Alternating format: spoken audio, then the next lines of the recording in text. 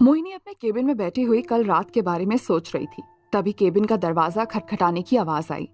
मोहिनी ने नजर उठाकर ऊपर देखा तो दरवाजे के पास नम्रता खड़ी थी। मोहिनी ने उसे अंदर आने के लिए कहा। नम्रता अंदर आकर कहती है, गुड मॉर्निंग मैडम।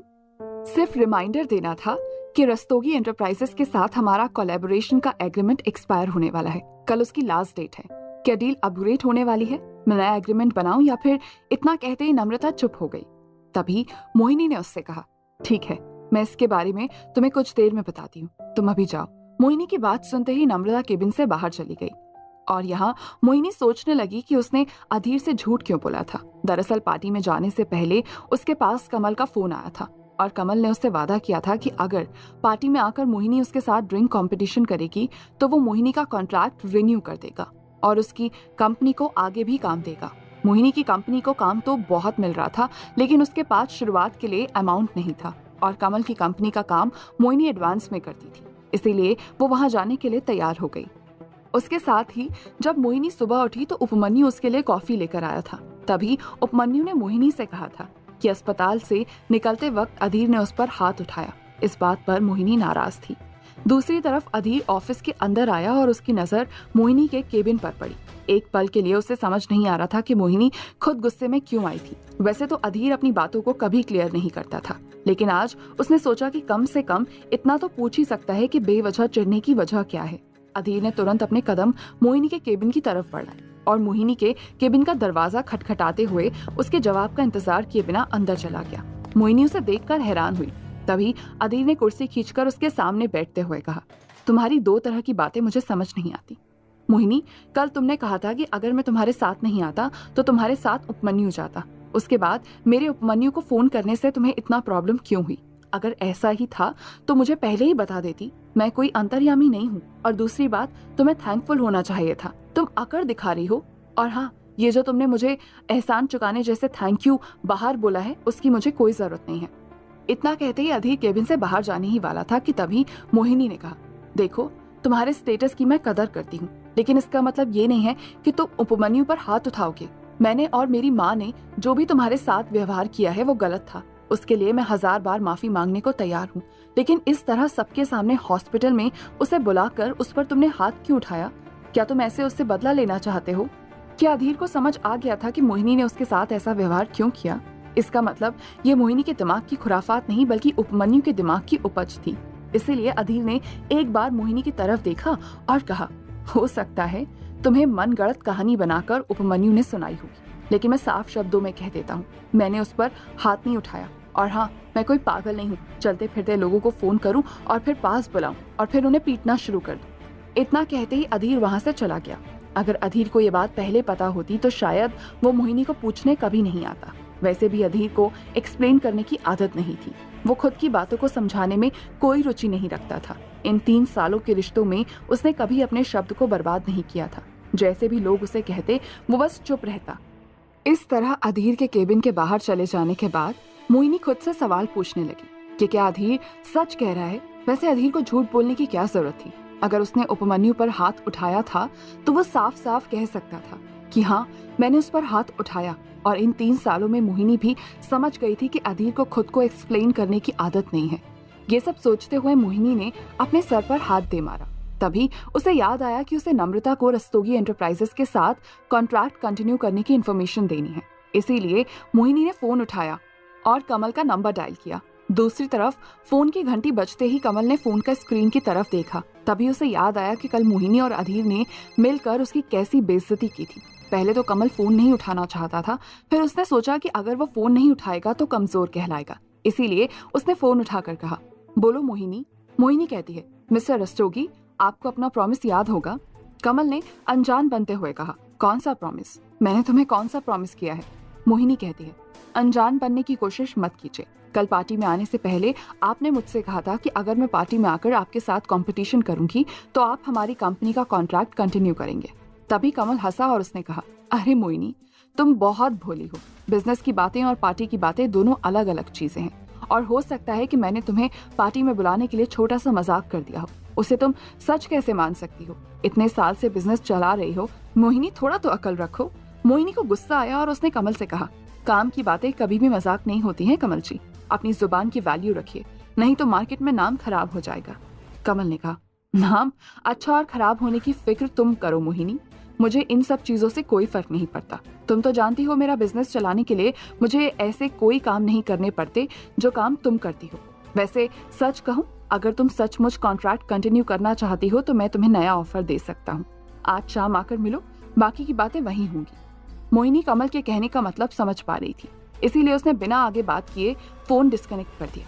दूसरी तरफ कमल फोन की स्क्रीन की तरफ देखते हुए हंसा और उसने अपने आप से कहा, अब तो मोहिनी एंटरप्राइजेस के साथ एक ही सौदा होगा, एक हाथ दे और एक हाथ ले। कमल ने खुद से ऐसी बात कहकर अपने चरित्र का परिचय दे दिया था। यहाँ मोहिनी कुछ देर तक सोचने लगी कि कैसे वो कमल को सबक सिखा सकती है। तभी उसने सेल्स मैनेजर जीवन को बुलाने को कहा, लेकिन उसे पता था कि जीवन आज ऑफिस नहीं आया। इतने में मोहिनी ने नम्रता को बुलाया और नम्रता अंदर आई। तभी मोहिनी ने उसे जीवन के बारे में पूछा। नम्रता कहती है, मैंने ऑफिशियली जीवन सर को कोई ऑफ नहीं दिया है और मैं सुबह से उन्हें फोन लगाने की कोशिश कर रही हूँ, उनका नंबर भी नहीं लग रहा है, लेकिन एक उड़ती उड़ती अफवाह आई है कि उन्हें पुलिस पकड़ कर ले गई है। ये सुनते ही मोहिनी ने अपने दोनों हाथ सर पर लगाए और सोचने लगी, अब वो क्या कर सकती है। तभी मोहिनी ने कुछ सोचते हुए नम्रता से कहा, दीपांशु को बुलाओ। दीपांशु असिस्टेंट सेल मैनेजर था, लेकिन जीवन उससे सारा काम करवाता था। दीपांशु की नॉलेज को मद्देनजर रखते हुए मोहिनी उसे ये काम देना चाहती थी। कुछ ही देर बाद नम्रता के कहने पर दीपांशु मोहिनी से मिलने आया। मोहिनी ने उसे सारा काम समझाया। दीपांशु मौके की नजाकत को समझते हुए पुरानी रिपोर्ट्स को चेक करने लगा और उसे पिछले हफ्ते के डेवलपमेंट रिपोर्ट मिली, जिसमें मेंशन था कि अधीर ने एक हफ्ते में 1000 से ज्यादा एप्लीकेशन डाउनलोड करवाई हैं। इसीलिए अधीर उसे सही कैंडिडेट लगा। अपना मन बनाते हुए दीपांशु केबिन से बाहर गया। वैसे तो आज जीवन के ना आने की वजह से ऑफिस में बातें चल रही थी और ये बात भी आग की तरह फैल गई थी कि जीवन को पुलिस पकड़ कर ले गई है। इस बात को सुनने के बाद कुछ लोग हैरान थे और कुछ लोग खुश थे, लेकिन किसी की हिम्मत नहीं हुई थी कि कोई भी इस बारे में खुलकर कह सके। इसी बीच दीपांशु ने ताली बजाकर सबका ध्यान अपनी तरफ आकर्षित किया और सभी लोग दीपांशु को देखकर समझ गए कि आगे की भाग दौड़ वही संभालने वाला है। इसीलिए सभी अपनी अपनी जगह पर खड़े हो गए। अधीर सबको खड़ा हुआ देखकर खुद भी खड़ा हो गया। इतने में दीपांशु ने अधीर को आगे आने के लिए कहा। अधीर जैसे ही आगे आया, दीपांशु ने उसे जिम्मेदारी देते हुए कहा, अधीर, मैंने तुम्हारे पिछले हफ्ते की सेल्स रिपोर्ट चेक की, तुमने काफी अच्छा काम किया है, इसीलिए मैं तुम्हें एक बड़ी जिम्मेदारी देना चाहता हूँ। तुम्हें अभी और इसी वक्त कमल रस्तोगी के ऑफिस जाकर उससे मिलना होगा और उसे याद दिलाना होगा कि उसने मोहिनी मैडम को कॉन्ट्रैक्ट कंटिन्यू करने का वादा किया था। याद रहे, ये डील हमारे हाथ से नहीं जानी चाहिए। मैं तुम्हारी सेल्स स्किल पर भरोसा करके तुम्हें ये काम दे रहा हूँ। इससे पहले कि अधीर हाँ या ना में जवाब देता, तभी रजनी बीच में बोल पड़ी और उसने कहा, मैं भी अधीर के साथ जाऊंगी। ऐसे काम के लिए अकेले जाना ठीक नहीं है, 2 लोग रहेंगे तो अच्छे से कन्विंस कर पाएंगे। दीपांशु ने रजनी की बात सुनी और इसे ये बात वाजिब लगी और उसने रजनी को अधीर के साथ जाने की इजाजत दे दी और अधीर को अपनी बात रखने का मौका ही नहीं मिला। इतने में दीपांशु अपने केबिन की तरफ चला गया। तभी अधीर बाहर निकला और रजनी भी उसके पीछे पीछे आई और तेज चाल में अधीर का पीछा करते हुए रजनी कहती है, अधीर, तुम्हें नहीं लगता आज हम कंपनी की डील की बात करने जा रहे हैं तो कैब बुक कर लेनी चाहिए? ऐसे अगर ई रिक्शा या मेट्रो से जाएंगे तो हमारी शक्ल भी खराब हो जाएगी। इतने में अधीर ने अपने कार की चाबी बाहर निकाली और रिमोट ऑन किया। तभी रजनी हैरान हो गई क्योंकि रिमोट ऑन करते ही कार का डोर खुला। इसके बारे में सुबह रजनी माया से बात ही कर रही थी। अब रजनी के दिमाग में ये सवाल चल रहा था कि क्या 1 हफ्ते काम करते ही अधीर को बोनस मिल गया या फिर बीवी ने गिफ्ट कर दिया। खैर, इस वक्त रजनी के लिए ये इम्पोर्टेंट नहीं था। वो तो अपने दिमाग में यही बात सोच रही थी, जो इंसान एक दिन में 1000 यूजर्स ला सकता है वो कैसे भी कुछ भी कर सकता है। इसके साथ ही रजनी ये भी सोच रही थी कि कहीं ऐसा ना हो कि मोहिनी को छुपा रही हो और अधीर बहुत बड़ा इंसान हो, वरना मोहिनी उससे शादी क्यों करती। हालांकि रजनी ने उड़ती उड़ती खबर सुनी थी और उसे मिर्च मसाला लगाकर सारी दुनिया के सामने ये ढिंडोरा पीट दिया था कि मोहिनी लेस्बियन है, लेकिन वो सब रजनी के अपने दिमाग की उपज थी, बाकी कुछ नहीं। अधीर ने अपनी कार निकाली और रजनी के सामने लाकर खड़ी कर दी। हालांकि अधीर ने उसे कार में बैठने के लिए नहीं कहा, लेकिन फिर भी रजनी ड्राइवर सीट पर बगल में बैठ गई। रस्तोगी एंटरप्राइजेस पहुंचने पर रजनी अधीर की एक एक चीज नोटिस कर रही थी और चुप थी।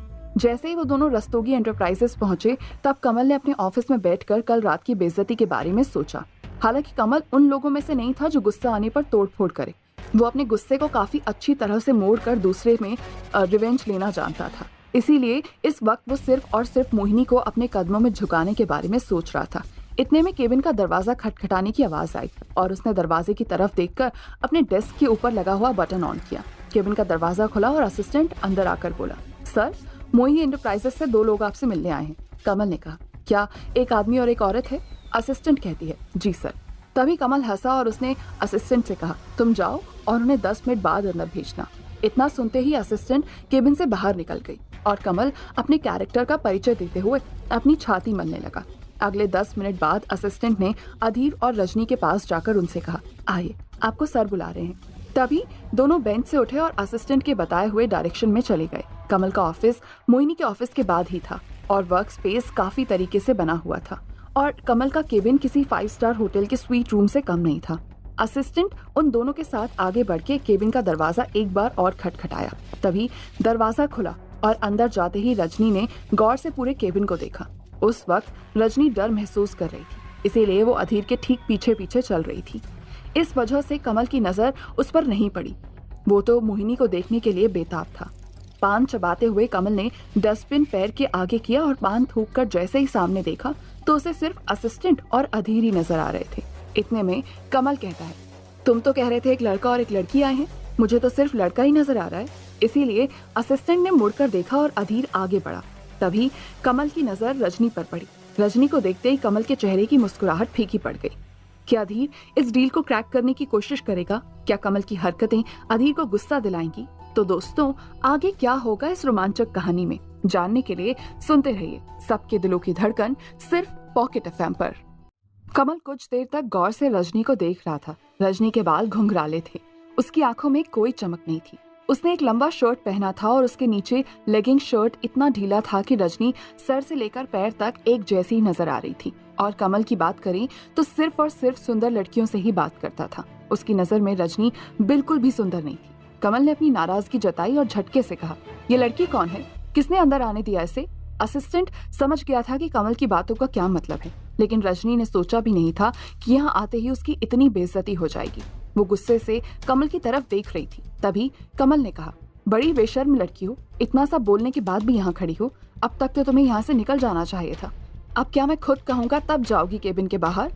रजनी ने बाहर जाने से पहले एक बार गुस्से से अधीर की तरफ देखा और सोचा, इस पट्टू के साथ नहीं आती तो अच्छा था। साथ में होने का कुछ तो मान रखना चाहिए था। एक भी शब्द अपने मुंह से नहीं निकाल रहा।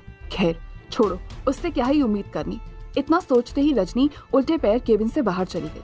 तभी कमल ने अधीर की तरफ देखा और कहा, तुम्हें तो मैं बार टेंडर की भी जॉब न दूं और तुम यहाँ पूरा टेंडर लेकर आए हो। तुम्हें लगता है कि तुम इस डील को सक्सेसफुल बना पाओगे? तभी अधीर ने अपने हाथ अपनी जेब में डाले और मुस्कुराते हुए असिस्टेंट की तरफ देखकर कहा, मैं तुम्हारे बॉस की बेइज्जती तुम्हारे सामने नहीं करना चाहता, इसीलिए बेहतर होगा कि तुम यहाँ से बाहर चले जाओ। असिस्टेंट ने एक नजर कमल की तरफ देखा। वैसे तो कमल कल नशे में धुत था, लेकिन उसे इतना जरूर याद था कि अधीर के कुछ शब्दों को सुनने के बाद चड्ढा गायब हो गया था। इसका मतलब अधीर जितना बेवकूफ दिखता है उतना है नहीं। ये सोचते हुए उसने असिस्टेंट को बाहर जाने के लिए कहा। असिस्टेंट के बाहर जाते ही कमल कहता है, 2 लोग तो केबिन से बाहर चले गए हैं, अब तुम भी उल्टे पैर निकल जाओ तो बेहतर होगा। अधीर आगे बढ़ा और उसने कमल के टेबल से पेपर बॉल उठाई और कहा, लगता है तुम्हें बदनामी से, बेइज्जती से डर नहीं लगता होगा। क्या है ना, तुम्हारी जैसे छोटे मोटे बिजनेसमैन को कोई डर नहीं रहता, क्योंकि तुम जैसों का बिजनेस तो तुम्हारे रिश्तेदारों की वजह से ही चल जाता है, इसीलिए बेइज्जती से किस बात का डर? अधीर ने कई बार कमल को पार्टी में ये कहते हुए सुना था कि वो 200 करोड़ का बिजनेस करता है। उसे लगता था जैसे उससे बड़ा बिजनेसमैन इस दुनिया में और कोई नहीं है। ऐसे में अगर कोई उसके सामने कह दे तो उसका बिजनेस नहीं बल्कि बनिया की दुकान है, तो उसके लिए चिढ़ना तो लाजमी था। और यहाँ कमल गुस्से से फूलकर फूफा हो रहा था। तभी अधीर हंसा और उसने कहा, गुस्सा करके क्या करोगे? तुम्हारे गुस्से से बनिए की दुकान कॉर्पोरेट थोड़ी बन जाएगी। वैसे मैं तो कहता हूँ बिजनेस तो चलता रहेगा, पहले अपनी नजर का इलाज कर लो। किसी दिन साथ में काम कर रही किसी लड़की ने केस कर दिया तो हैरेसमेंट, रेप, बॉडी शेमिंग, पता नहीं किस किस चीज का केस बनेगा। इतना सुनने के बाद कमल ने जोर से टेबल पर हाथ दे मारा और गुस्से में कहा, मेरे ऑफिस में आकर मेरी बेइज्जती कर रहे हो? इतनी हिम्मत कहाँ से आई तुम्हारे अंदर? अभी गार्ड को बुलाकर बाहर फेंकवा दूंगा, सब कुछ समझ में आ जाएगा तुम्हें। तुम खुद बीवी के टुकड़ों पर पल रहे हो और यहाँ आकर मुझे प्रवचन दे रहे हो। अधीर कहता है, मैं प्रवचन नहीं दे रहा हूँ, साफ साफ बात कर रहा हूँ, समझ में नहीं आता। और ये जो तुम आगे कॉन्ट्रैक्ट कंटिन्यू ना रखने की धमकी दे रहे हो, उससे मुझे कोई फर्क नहीं पड़ता। ना ही मेरी कंपनी की ओनर को फर्क पड़ता है और ना ही कंपनी को, क्योंकि जिस पैसे में जो क्वालिटी हमारी कंपनी तुम्हें दे रही है वो कोई और कंपनी नहीं दे सकती। अगर तुम अपना टेंडर लेकर कहीं और जाओगी तो तुम्हें ही नुकसान झेलना पड़ेगा। इसीलिए मैं तो कहूँगा, जो 2-4 दिन में तुम्हारी हिकड़ी नहीं निकली तो मेरा नाम बदल देना। आए कहीं के। इतने में कमल हंसा और उसने कहा, बातें बनाने से कोई इंसान जेंटलमैन नहीं बन जाता। बीवी के टुकड़ों पर पल रहा है और बीवी के टुकड़ों में पलता रहेगा। अधीर कहता है, भाषा का सही इस्तेमाल करना सीख जाओ, बिजनेस तो बाद में सीखो। मैं बीवी के टुकड़ों पर नहीं पल रहा हूँ, बल्कि मेरी बीवी काबिल है। तुम्हारी बीवी की तरह नहीं, जिसके होते हुए भी तुम घर छोड़कर बाहर लड़कियों पर नजर डालो। वैसे मैंने आज तक तुम्हें अपनी बीवी को किसी पार्टी में ले जाते हुए नहीं देखा। लगता है घर पर पीटते हो उसे, और पिटते भी होगे, क्योंकि हरकतें भी तुम्हारी वैसी हैं। इसीलिए अपनी असलियत को छुपा कर रखोगे। खैर, करोगे भी वही, मिलेगा भी वही। खैर, जो करोगे वही मिलेगा। मैं तो बस ये कहने आया था कि सही दाम में सही जगह सही प्रोडक्ट मिल रहा है। चुपचाप कॉन्ट्रैक्ट को आगे कंटिन्यू कर लो, नहीं तो पता नहीं कब दुकान में ताला लग जाए। क्या भरोसा। इतना कहते ही अधीर केबिन से बाहर निकल गया और कमल ने अपने दोनों हाथ टेबल पर मारते हुए पेपर बॉल उठाकर दीवार की तरफ फेंक दी।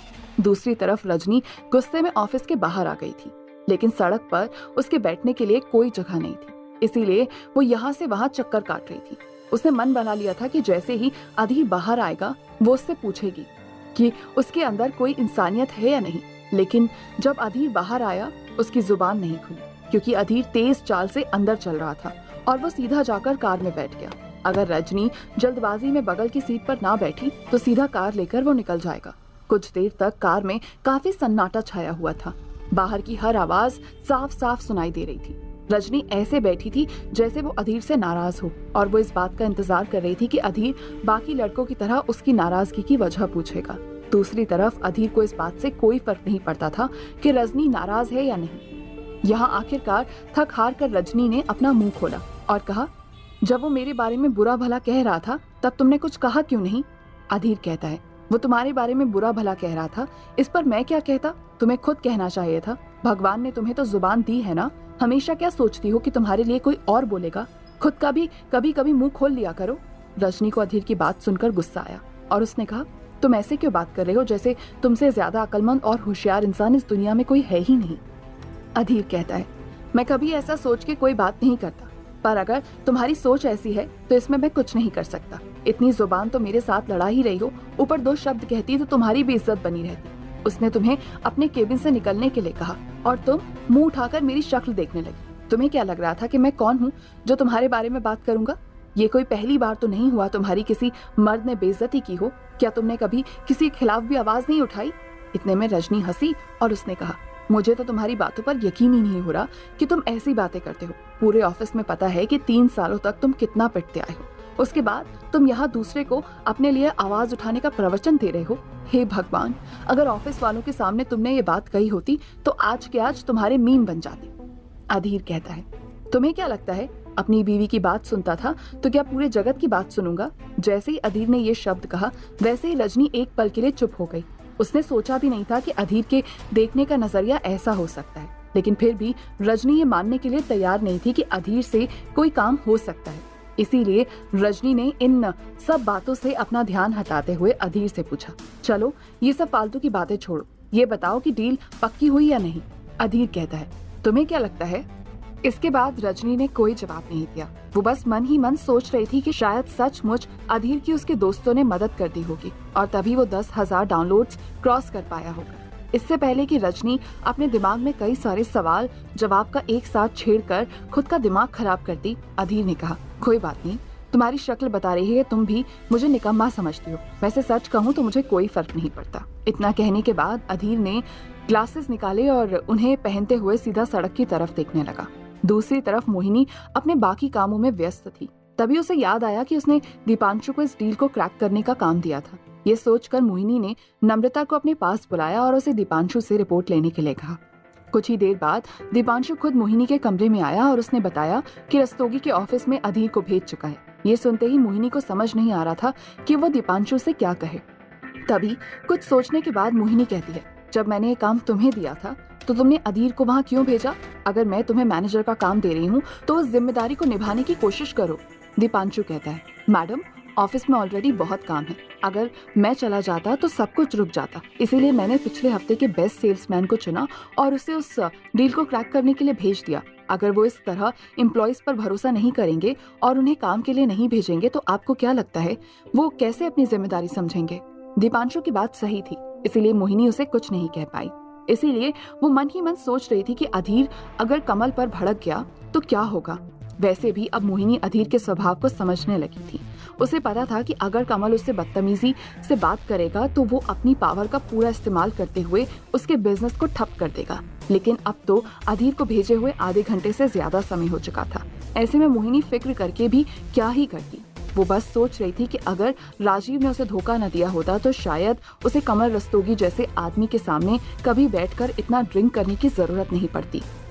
ये सब सोचते हुए मोहिनी के दिमाग में उपमन्यु का ख्याल आया और वो सोचने लगी, आखिर उसने ऐसी हरकत क्यों की होगी?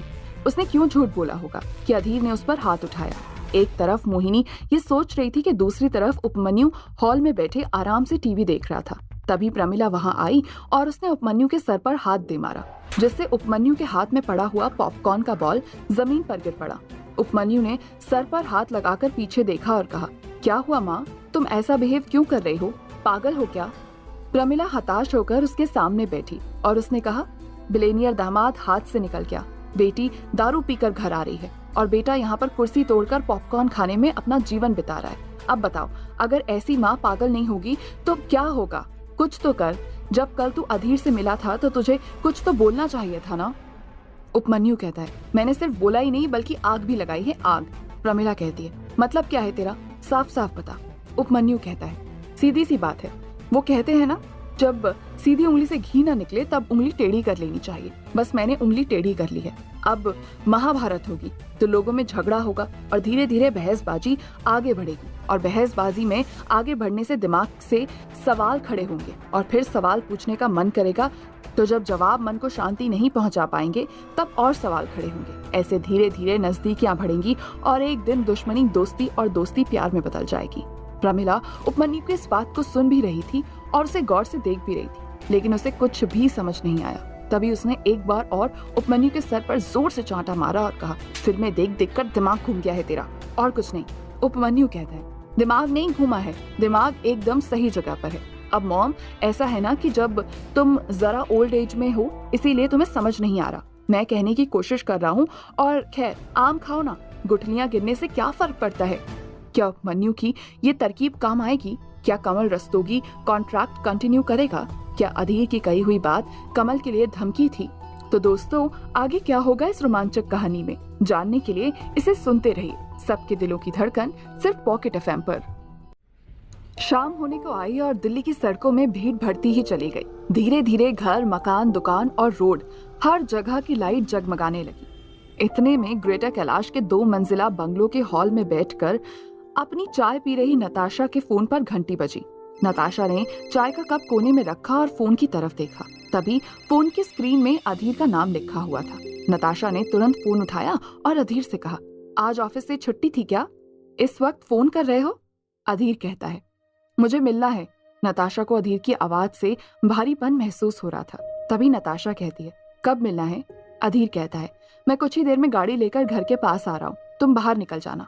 नताशा ने हामी भरी, पर वो हैरान थी, इतनी अर्जेंसी में आखिर अधीर को क्यों मिलना था। जैसे ही अधीर घर के बाहर आया, उसने गाड़ी का हॉर्न बजाया और नताशा बाहर निकलकर ड्राइवर सीट के बगल में बैठ गई।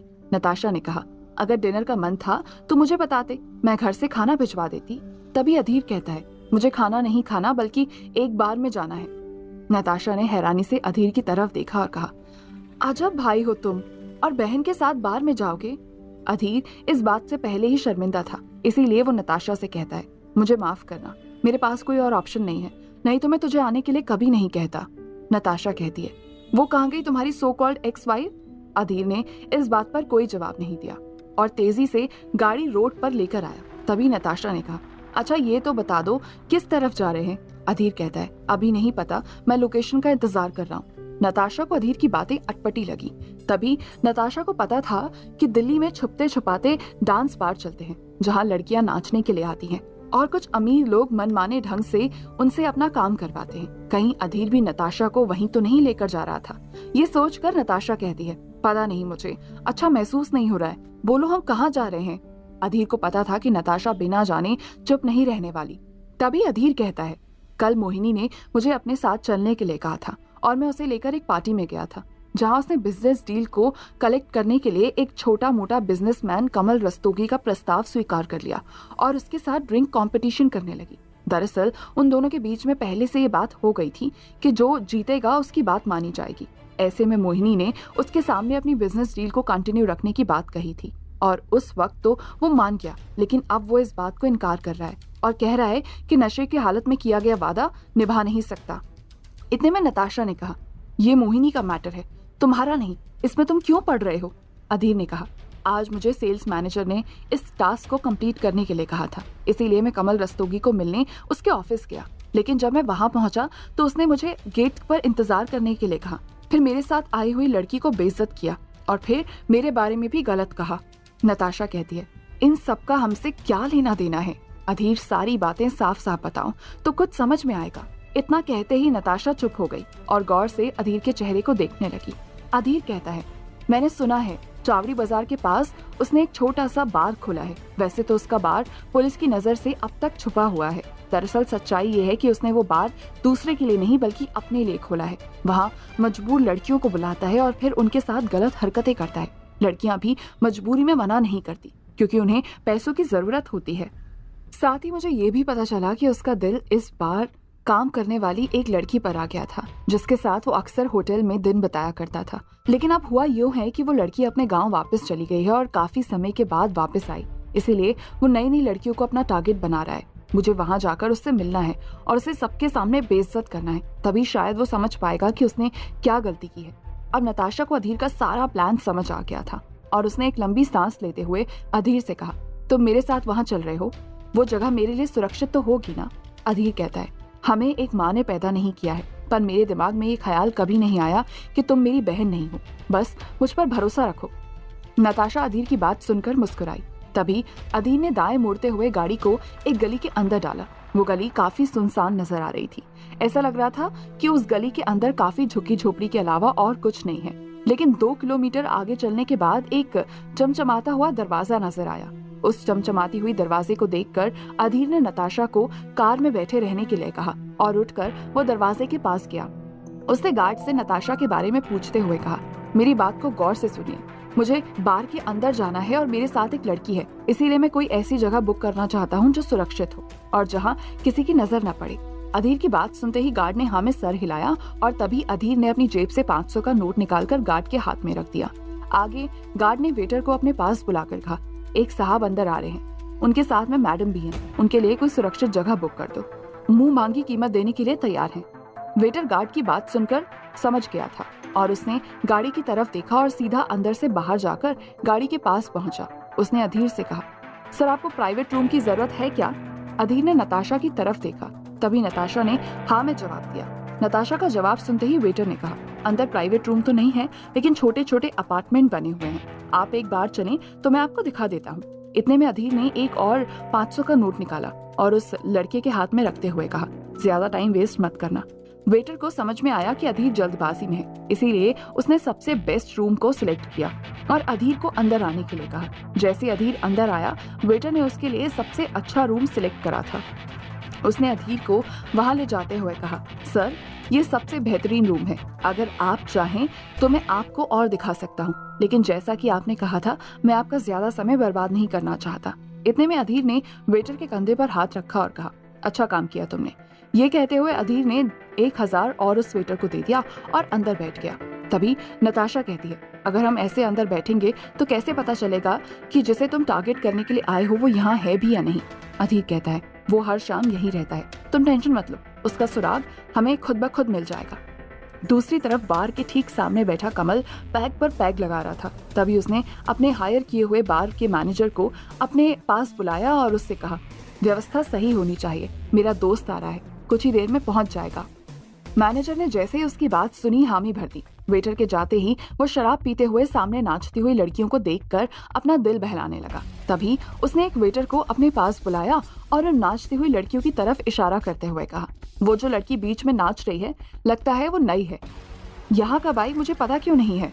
दरअसल वेटर ने उससे बात की थी, वहीं उस लड़की को लेकर आया था और उसने वादा किया था कि वो किसी की भी नजर उस पर नहीं पड़ने देगा। लेकिन अब तो गिद्ध की नजर पंछी पर पड़ गई थी, इसीलिए वेटर को समझ नहीं आ रहा था कि वो क्या करे। तभी वो कहता है, सर मुझे इस बारे में ज्यादा जानकारी नहीं है। कमल ने गुस्से से उसकी तरफ देखा और थप्पड़ लगाते हुए कहा, जैसे ही मेरा दोस्त आएगा वो लड़की मेरे टेबल के पास आ जानी चाहिए, समझा ना? उसके बाद उससे कैसे निपटना है ये मैं खुद देख लूंगा। वेटर ने डरे मन से हाँ में सर हिलाया और वहां से चला गया। जाते जाते वो मन ही मन कमल को गाली दे रहा था और सोच रहा था कि अगर वो पढ़ा लिखा होता तो उसके इस घटिया बार में कभी काम नहीं करता। इतने में वो मौका देखकर उस लड़की के पास गया और उसने कहा, देख पूनम, मुझे माफ कर दे। वो जो सेठ ठीक सामने कुर्सी पर बैठा है ना, उसकी नजर तेरे ऊपर है। कुछ देर बाद तुझे अपने पास बुलाएगा और तुझे गंदी हरकतें करने के लिए कहेगा। तब तुम मुझे साफ साफ कह देना कि तू ये सब करने यहाँ नहीं आई है, तू बस डांसर है और परफॉर्मेंस के लिए आई है। शायद वो तुझे छोड़ देगा। उस लड़की ने सवालिया नजर से वेटर की तरफ देखा और कहा, ये क्या बात हुई? तूने कहा था तू मुझे प्रोटेक्ट करेगा और तू यहाँ आने के बाद मुझे कह रहा है कि मैं खुद अपनी बात उस अमीरजादे के सामने रखूं। तुझे लगता है वो मेरी बात सुनेगा? वेटर कहता है, देख, मैंने तुझे कहा था खुद को पीछे रखना और ज्यादा डांस करने की कोशिश मत करना। तूने मेरी एक नहीं सुनी, तू सबके सामने आकर मटक मटक कर नाचने लगी। ऐसे में तुझे क्या लगता है क्या होने वाला है? यही होता है यहाँ पर, लड़कियाँ अपना बेहतर डांस दिखाती हैं और ये जो सामने बैठे हुए आदमी हैं उनकी नजर उन लड़कियों पर पड़ती है और फिर उसके बाद आगे जो भी होता है उसकी कोई हद नहीं रहती। इतना कहकर वो वेटर गुस्से में वहां से चला गया। तभी वो लड़की अपने किए पर शर्मिंदा होने लगी। दरअसल उसको यहाँ आए हुए 2 दिन से ज्यादा नहीं हुआ था। पहले दिन तो वो खुद को पीछे रखते हुए सबसे छुपा रही थी, शायद इसी वजह से किसी की नजर उस पर नहीं पड़ी। और दूसरे दिन उसने सोचा कि जब नाचने के पैसे मिल रहे हैं तो खुल के नाचो। वैसे भी वो प्रोफेशनल डांसर थी और दिल्ली के होने वाले छोटे मोटे शूट्स में बैकग्राउंड डांसिंग में काम करती थी। दूसरी तरफ वही वेटर के साथ हितेश अंदर आया और अपने दोस्त को देखते हुए कमल अपनी जगह से उठ खड़ा हुआ। उसने गले लगाकर हितेश को ग्रीट किया और दरअसल हितेश के बिजनेस का टर्नओवर 300 करोड़ से ऊपर था, इसीलिए कमल उससे मिलकर अपने बिजनेस को आगे बढ़ाना चाहता था और उसने अपनी बचपन की दोस्त का इस तरह से फायदा उठाकर अपने दोस्त को ट्रीट देने के लिए कोशिश की। हितेश जैसे ही कुर्सी पर बैठा तभी कमल ने कहा, मैंने तुम्हारे लिए एक नायाब चीज चुनी है और गौर से सामने देखो। इतना कहते ही कमल ने पूनम की तरफ इशारा किया। पूनम अब डरी डरी डांस कर रही थी। तभी कमल ने उस वेटर को अपने पास बुलाया जिससे उसने पूनम के बारे में पूछा था। जैसे ही वेटर पूनम को कमल के पास लेकर आया तभी कमल ने पूनम से पूछा, मैंने तो तुम्हें बार में पहली बार देखा, बताओ तुम यहाँ कब से काम कर रही हो? डर के मारे पूनम की आंखों से आंसू निकल गए। उसने कहा, सर आज मेरा 3रा दिन है। कमल ने उसकी आंखों में आंखें डालकर कहा, ज्यादा पैसा कमाना चाहती हो तो सिर्फ डांस करके कुछ नहीं होगा। इन्हें देख रही हो, ये बहुत अमीर आदमी है, बस एक रात के लिए इनके साथ चले जाओ, ये तुम्हें माला माल कर देंगे। इतना कहते ही वो लड़की फूट फूट कर रोने लगी और उसने कहा, सर मैं ये काम नहीं कर सकती, मैं तो यहाँ सिर्फ डांस करने के लिए आई थी। दरअसल मैं परफॉर्मर हूँ और मेरी माँ हॉस्पिटल में एडमिट है, मुझे पैसों की जरूरत है। इतने में कमल ने कुर्सी खींची और कहा, इसमें बैठो और शांत हो जाओ, ये लो पानी पियो। इतना कहकर कमल ने पानी का ग्लास उसे आगे दिया। पूनम गिलास हाथ में लेकर कांपते हाथों से पानी पीते हुए कमल की तरफ देखने लगी।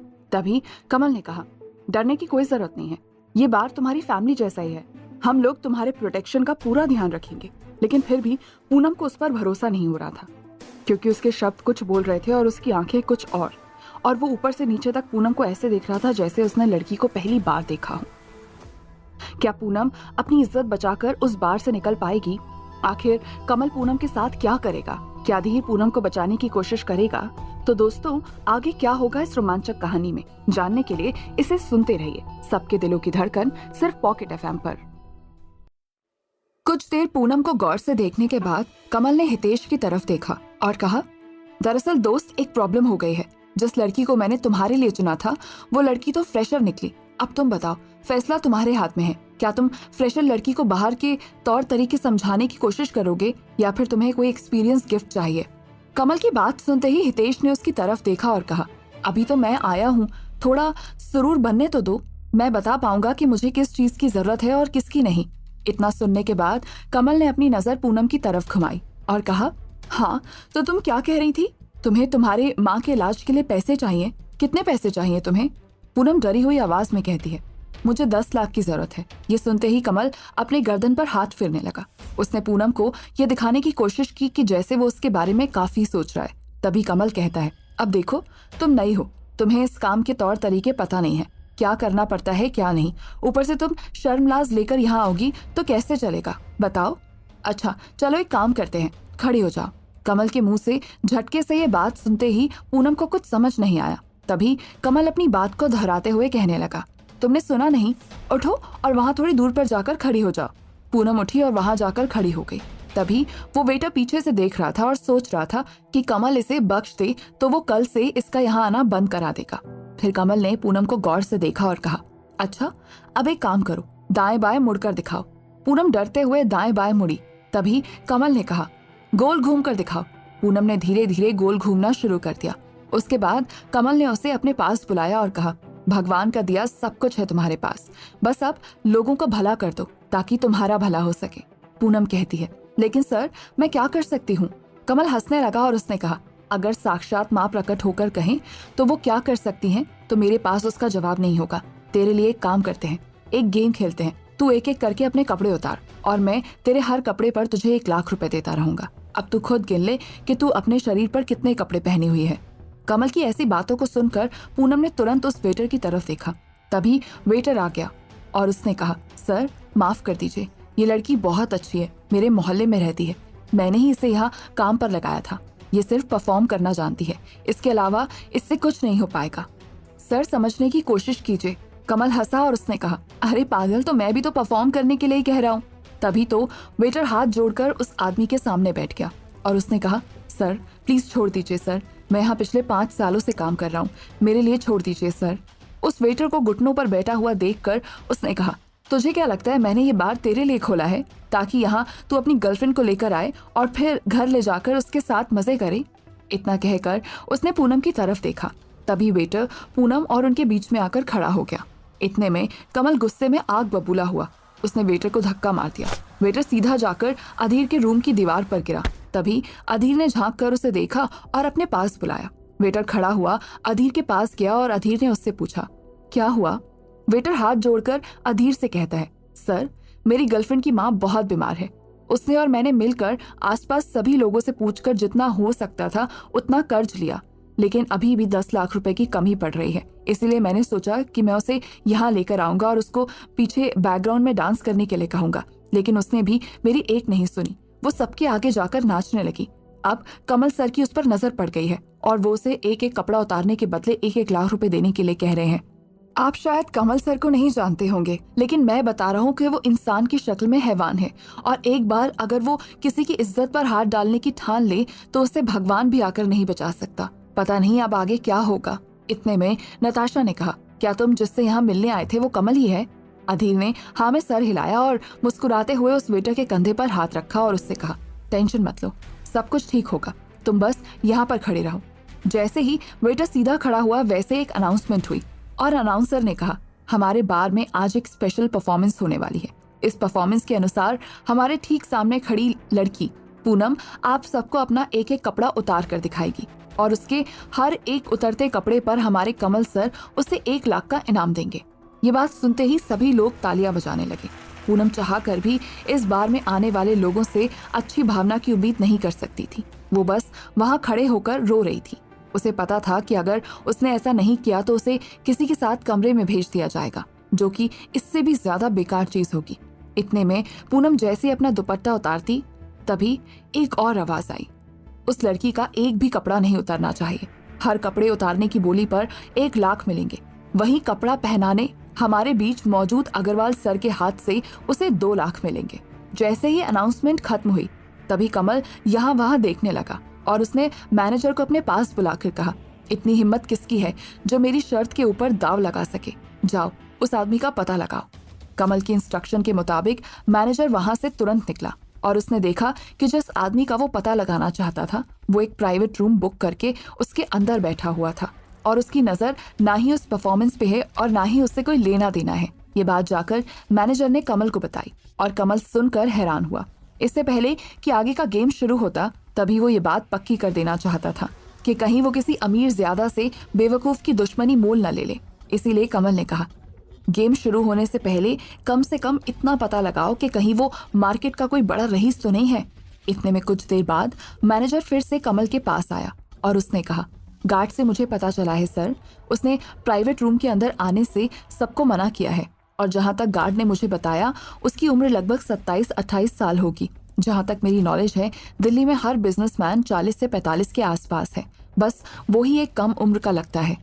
मैनेजर ने ये बात कमल के सामने रखते हुए अपनी चापलूसी का परिचय दिया और कमल ने हितेश की तरफ देखकर कहा, लगता है नेक्स्ट जनरेशन का कोई अमीर है जो आगे चलकर अमीर बनेगा, अपने बाप के पैसे लुटाने आया है।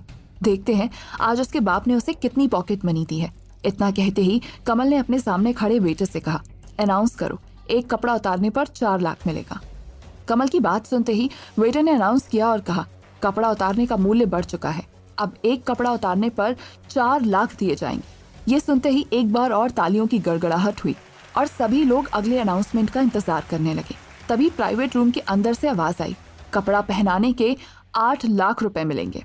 ये सुनकर सब लोग हैरान हो गए। समझ नहीं आ रहा था कि ये कैसा गेम प्लान चल रहा है। इतने में कमल ने एक बार और मैनेजर की तरफ देखा और कहा, जो तू कह रहा था उस पर तुझे भरोसा है ना? मैनेजर कहता है, 100% का सर, आप टेंशन मत लीजिए, आगे का दाव लगाइए। तभी कमल ने अपने पास में खड़े वेटर के कान में कहा, 9 लाख की बोली लगा दो। इतना कहने के बाद वो पूनम की तरफ देखने लगा। पूनम मन ही मन सोच रही थी कि ये कैसा खेल है। अगर उसे पहले पता होता तो उसे कपड़े उतारने और पहनने दोनों चीजों के पैसे मिलने वाले हैं तो वो इतना रोना धोना नहीं मचाती, बल्कि मजे से कमल का प्रस्ताव स्वीकार कर लेती। क्योंकि जिस तरह से वो देख पा रही थी अब तक उसकी झोली में 8 लाख गिरने वाले हैं, उस हिसाब से उसे अपनी मंजिल ठीक सामने साफ नजर आ रही थी। वेटर के 9 लाख के अनाउंसमेंट को करने के बाद कुछ देर तक सन्नाटा छा गया था।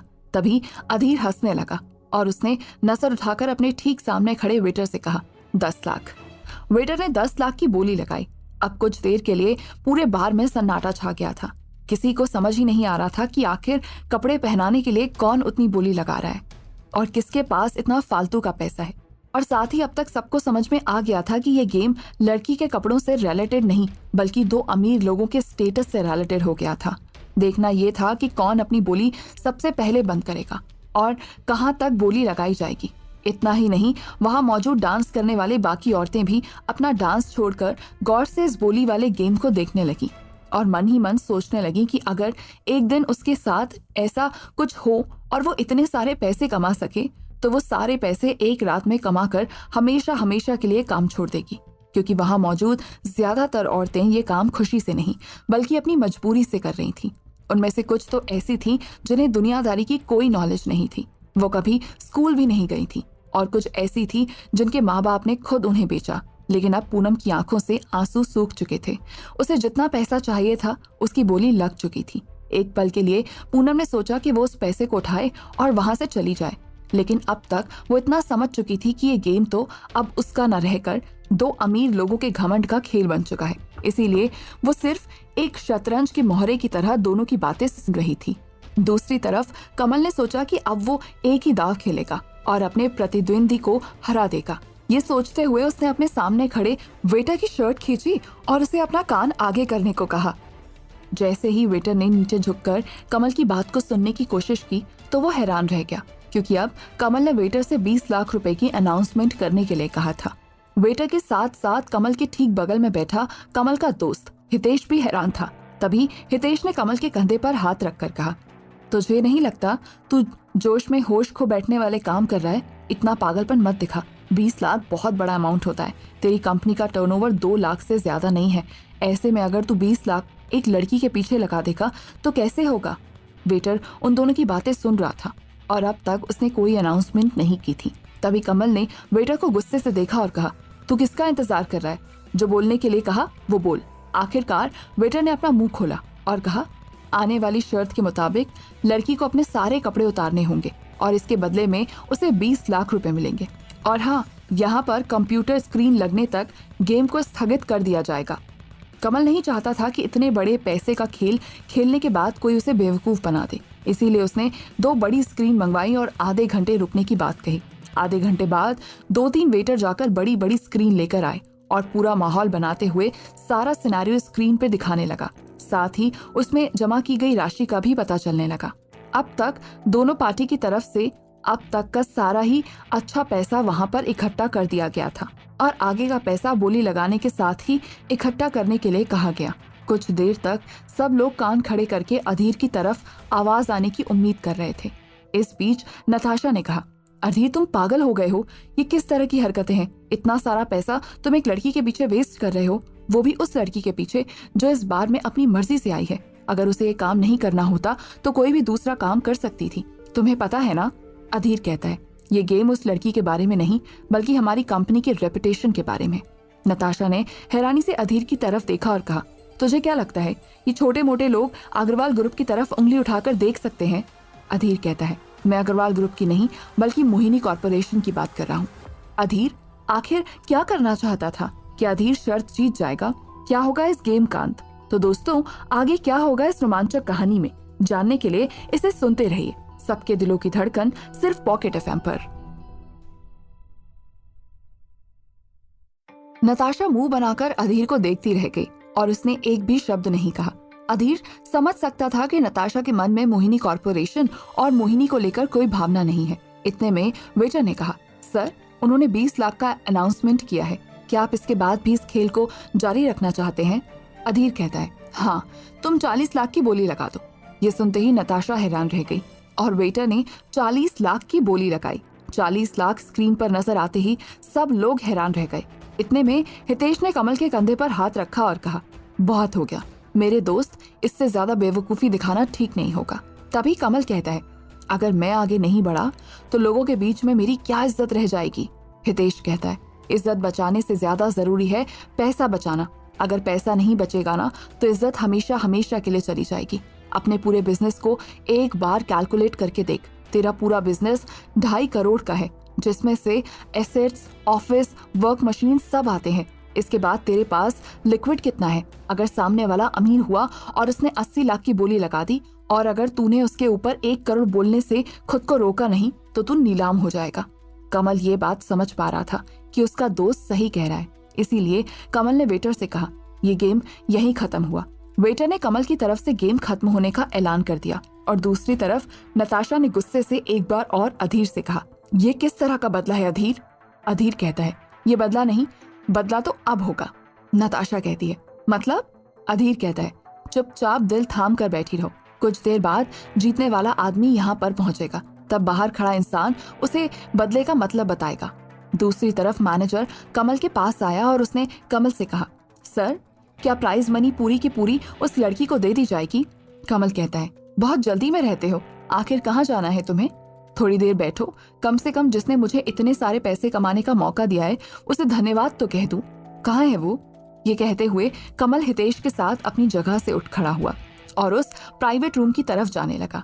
जैसे ही वो प्राइवेट रूम के पास पहुंचा, उसने बिना इन्फॉर्म किए प्राइवेट रूम का पर्दा हटाया और अंदर देखते ही उसके पैरों तले जमीन खिसक गई। उसे समझ नहीं आ रहा था कि उसने क्या देख लिया। तभी वो कहता है, तुम यहाँ क्या कर रहे हो? अधीर अपनी पैंट की जेब में हाथ डालते हुए कहता है, सीधी सी बात है, गेम खेलने आया हूँ और गेम खेलने ही जा रहा हूँ, क्या करना है? इतने में कमल ने अधीर के बगल में बैठी हुई लड़की की तरफ देखा और मन ही मन सोचने लगा कि इतनी सुंदर लड़की के साथ इतना सारा पैसा, आखिर इसके पास ये सब आया कहाँ से? तभी उसने अधीर के कान के पास अपना मुंह ले जाते हुए कहा, कोई नया बैंक लूट कर आए हो क्या? आज दिन में तो कॉन्ट्रैक्ट कंटिन्यू करने की भीख मांग रहे थे और अब? कमल की अकड़ कम होने का नाम नहीं ले रही थी। तभी अधीर ने कहा, अगर तुमने मेरे खिलाफ एक भी शब्द और कहा तो फिर जो होगा उसके जिम्मेदार तुम खुद ही रहोगे। इतने में कमल हंसा और उसने कहा, लूट लपेट कर पैसा लाने के बाद कोई इतनी अकड़ दिखा सकता है क्या? यह आज मैं पहली बार देख रहा हूँ। जैसे ही कमल ने अपनी बात खत्म की, वैसे ही उसके मुंह पर एक जोर का मुक्का पड़ा और वो प्राइवेट रूम में ठीक बाहर वाली दीवार पर जाकर टकराया। एक पल के लिए कमल को समझ नहीं आया कि आखिर ये क्या हुआ। जब उसने प्राइवेट रूम के दरवाजे की तरफ देखा तो अधीर अपने जेब में हाथ डाले जैसा तैसा खड़ा हुआ था, लेकिन कमल के मुंह से अब खून निकल आया था। तभी वहां पर खड़ा हितेश उस प्राइवेट रूम के अंदर देखने लगा। जैसे ही उसकी नजर अधीर पर पड़ी तो उसके पैरों तले जमीन खिसक गई। वो हाथ जोड़ते हुए दरवाजे के पास गया और उसने कहा, सर आप यहाँ क्या कर रहे हैं? आपको किसी अच्छी जगह पर होना चाहिए। माफ कीजिए अगर मेरे दोस्त ने आपके साथ कोई बदसलूकी की हो तो। इतना कहते ही हितेश वापस आया और उसने अपनी मुट्ठी कसकर एक और मुक्का कमल के मुंह पर दे मारा। कमल को समझ नहीं आ रहा था कि अचानक से हितेश इतना स्ट्रेंज बिहेव क्यों कर रहा था और वो अधीर को सर क्यों कह रहा था। तभी कमल ने इस वक्त हितेश से उसके किए पर सवाल जवाब करने की जगह पर पूछा, तुम्हें क्या हो गया है? तुम उस आदमी को सर क्यों कह रहे हो? क्यों बुला रहे हो ऐसे? हितेश कहता है, तुम पागल हो गए हो? तुम्हारे यहाँ वो दोनों आए हैं, यही बड़ी बात है। तुम क्या उन्हें जानते हो? कमल हैरान हुआ और उसने कहा, माफ करना भाई, मैं नहीं जानता। मुझे बस इतना पता है कि आदमी एक छोटी मोटी टेक्सटाइल कंपनी में काम करता है और ये कल मेरे पास अपनी कंपनी के लिए एक डील पेपर साइन करवाने के लिए लेकर आया था। मैंने इसे मना कर दिया और यहाँ आकर ये मुझे नीचा दिखाने की कोशिश करने लगा। इतने में हितेश हंसा और उसने कहा, तू क्या बात कर रहा है? ये आदमी कौन है तुझे पता भी है? और ऊपर से तू कह रहा है कि ये आदमी तेरी कंपनी में डील पेपर साइन करने के लिए आया था और तूने इन्हें जाने दिया। तेरे जितना बेवकूफ और कोई नहीं है। तूने अग्रवाल ग्रुप के लीडर को मना कर दिया और जो लड़की उसके साथ है वो अग्रवाल ग्रुप की रिप्रेजेंटेटिव है। ये बात सुनते ही कमल का दिल बैठ गया और उसे समझ नहीं आ रहा था कि उसने इतने बड़े इंसान से पंगा ले लिया। तभी उसने कांपते हुए अपने दोनों हाथ जोड़े और अधीर से कहा, मुझे माफ कीजिए, मुझे आपकी असलियत का पता नहीं था, पर मैं हमेशा से जानता था कि आप जरूर बड़े आदमी हैं। आपकी चाल ढाल, बोलने का तरीका, सब कुछ आपके रॉयल होने का परिचय देता है। मैं जानता हूँ मैं गलत हूँ। मैंने आपकी पत्नी के साथ गलत व्यवहार किया और उससे किया हुआ वादा भी नहीं निभाया, लेकिन अब मैं सब सही कर दूंगा। मैं ऐसी गलती कभी नहीं करूंगा। कल मैं उनके पास एक नए प्रपोजल के साथ आऊंगा और आपको भी मैं आज के बाद शिकायत का कोई मौका नहीं दूंगा। ये सुनते ही सुधीर ने वेटर से कहा, बिल लेकर आओ। तभी कमल आगे बढ़ा और उसने वेटर को थप्पड़ मारते हुए कहा, पागल हो गए हो क्या? इतने बड़े आदमी से बिल मांगते हैं? चलो यहाँ से। उसकी बात सुनते ही वेटर वहां से चला गया। तभी मैनेजर कमल के पास आया और मैनेजर के चेहरे पर एक्साइटमेंट थी। मैनेजर ने कहा, सर बताइए, हमारे पास बहुत सारे पैसे जमा हो गए हैं, उन पैसों का क्या करूं? अधीर ने ये बात सुनते ही गुस्से से मैनेजर की तरफ देखा और कमल की तरफ भी। तभी कमल ने कहा, वो पैसे हमारे नहीं, उस लड़की के हैं। सारे पैसे उस लड़की को दे दो और जाने के लिए कहो। मैनेजर ये सुनकर हैरान हो गया। इससे पहले वो कुछ कहता, कमल चिल्लाते हुए बोला, मैंने जो कहा है वो करो और निकलो यहाँ से। इतना सुनते ही मैनेजर वहां से चला गया और उसने सारे पैसे कैश में उस लड़की के हाथ में पकड़ा दिए। वो लड़की मुस्कुराते हुए वेटर की तरफ देखने लगी। तभी वेटर और वो लड़की दोनों वहां से निकल गए। वेटर ने बाहर जाते ही पूनम से कहा, मुझे माफ करना, तुझे यहाँ नहीं लाना चाहिए था। भला हो उस इंसान का, मैंने उसे अपनी प्रॉब्लम के बारे में बताया और उसने तुझे बचा लिया। इतने में पूनम मुस्कुराते हुए कहती है, अब जब सब अच्छा हो गया है तो उस पर इतना रिग्रेट करने की जरूरत नहीं है। अब तो हमारे पास इतना पैसा आ गया है कि हम माँ का इलाज करने के बाद एक अच्छा घर ले सकते हैं, उसमें रह सकते हैं और अपना छोटा मोटा बिजनेस शुरू कर सकते हैं। अब तुम ये सब सोचने की जगह पर सोचो कि हमें बिजनेस करना चाहिए। दोनों इस तरह खुशी खुशी बातें करते हुए वहां से निकल गए। दूसरी तरफ अधीर ने कमल के करीब जाकर कहा, अगर तुम्हें गलती का एहसास हो गया है तो बस गलती को सुधारो। इतना कहते ही अधीर वहां से बाहर निकला। दूसरी तरफ नताशा के दिमाग में यही सवाल घूम रहा था कि अधीर के स्टेटस की वजह से मोहिनी को इतना भाव क्यों मिल रहा है। तभी कार में बैठते हुए नताशा ने कहा, मुझे एक बात समझ में नहीं आती कि अब तुम दोनों का डिवोर्स हो गया है, उसके बाद भी उसका तुम इतना ध्यान रख रहे हो। वो लोग तुम्हारे बारे में बात करने की जगह पर मोहिनी के बारे में बात कर रहे थे।